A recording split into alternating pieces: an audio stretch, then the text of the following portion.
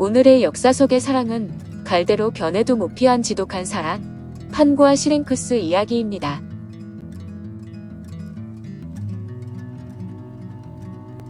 판은 헤르메스와 나무의 ним페드리옵스 사이에서 태어난 아들인데 판의 어머니는 자신이 낳은 아기를 보고 깜짝 놀라 내다 버렸다고 합니다. 판의 수염이 난 얼굴은 야수적 교활함을 띠고 있고 이마에 난 뿔과 발굽이 달리고 털이 북슬북슬한 굽은 다리는 염소나 양을 연상시킵니다. 아버지 헤르메스는 이런 판을 올림포스로 데려가 다른 신들에게 자랑스럽게 보여주었고 신들은 아이를 보며 즐거워했습니다. 이를 본 신들 중 하나가 너 별걸 다 한다. 앞으로는 판이라고 불러야겠다고 이름을 붙여주는데 판은 파나메리카, 파나시안 등 모든 것을 아우른다는 뜻입니다. 판은 색을 좋아하는 신이라 아름다운 여성들과 ним페들, 미소년들의 뒤를 쫓아다녔습니다. 숲의 ним페인 피티스는 정조를 중요시하는데 쫓아오면 판을 피해 도망가다가 피할 수가 없게 되자 신들에게 기도하여 소나무로 변했습니다. 그러나 판은 소나무 가지를 벗고 관을 만들어 머리에 쓰고 다녔다는데 피티스는 나무가 되어서도 판을 피할 수가 없었던 것입니다. 또 판은 달의 여신 셀레네도 아름다운 양털을 주어 유혹하고 사랑의 대가로 흰 소를 선물로 주었으며 목소리만 남아 메아리가 된 에코도 사랑했다고 합니다.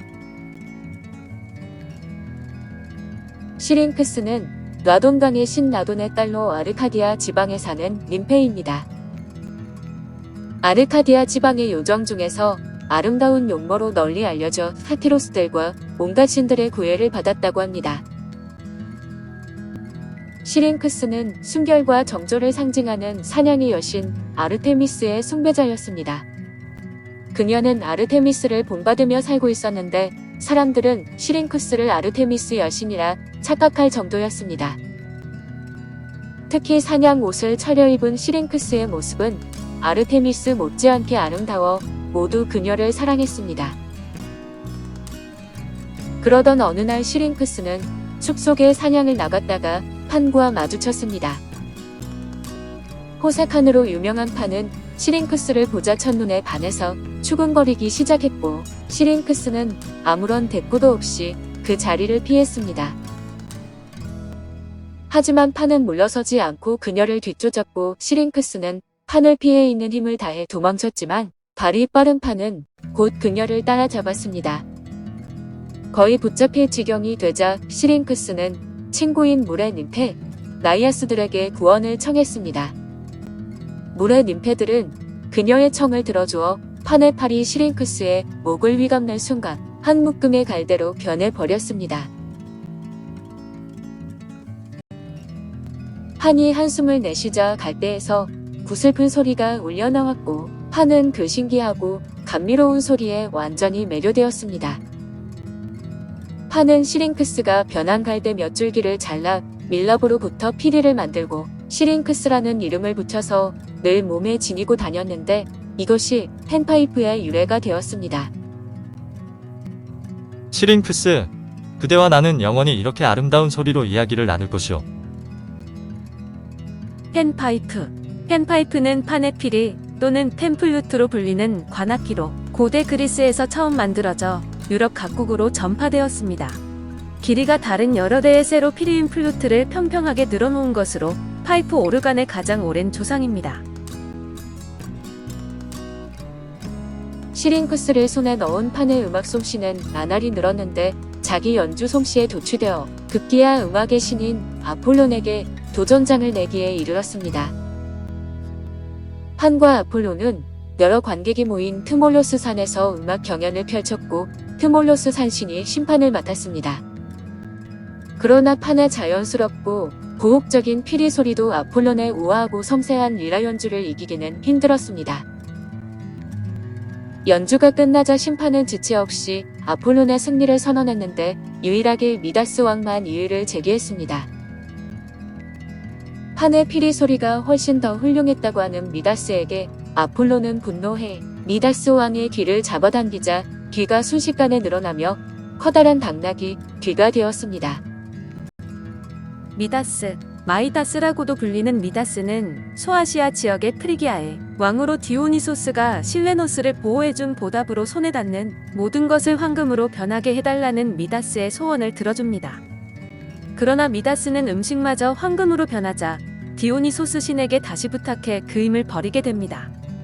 미다스의 손이라는 말이 있는데 손대는 일마다 큰 성공을 거둬 엄청난 이익을 내는 능력자에게 이런 수식어를 붙입니다. 판에게는 배다른 형제인 다프니스가 있었는데 판은 그에게 노래와 피리를 가르쳐 주었습니다. 시칠리아에 살았던 다프니스는 예술을 몹시 사랑하여 나중에 오빠의 창시자가 되었다고 합니다. 레이첼이 들려주는 사랑의 뒷이야기. 당황이나 공포를 의미하는 패닉도 판에서 유래한 말인데 판에게는 사람이나 가축을 갑작스런 공포에 사로잡히게 하는 능력이 있었기 때문입니다. 페르시아 전쟁 때 판은 이 능력을 이용하여 아테네인들을 도왔다는데 마라톤 전투에서 페르시아인들을 패닉에 빠뜨려 도망치게 만들어 아테네가 승리하도록 한 것입니다.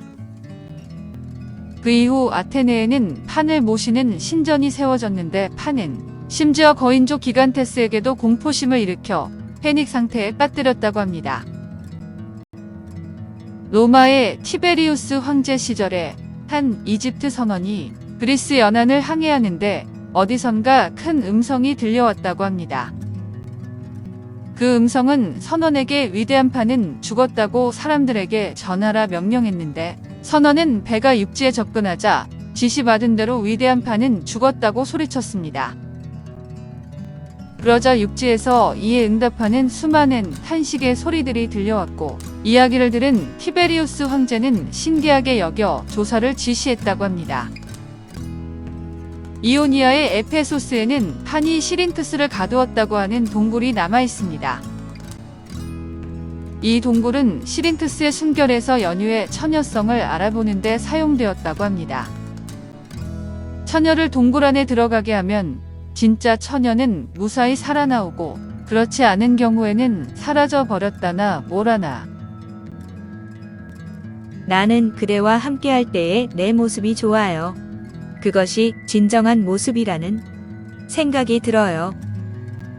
그대 사랑의 햇빛에 쌓여서 한층 더 성숙해지고 한층 더 아름다워지는 나의 모습을, 나의 모든 시간을 그대와 함께할 수는 없지만 그대와 함께 있을 때 나는 어느 누구와도 마음을 열고 만날 수 있는 보다 크고 따뜻한 모습이 되는 걸 느껴요. 세리 카스텔로, 그대와 함께 있을 때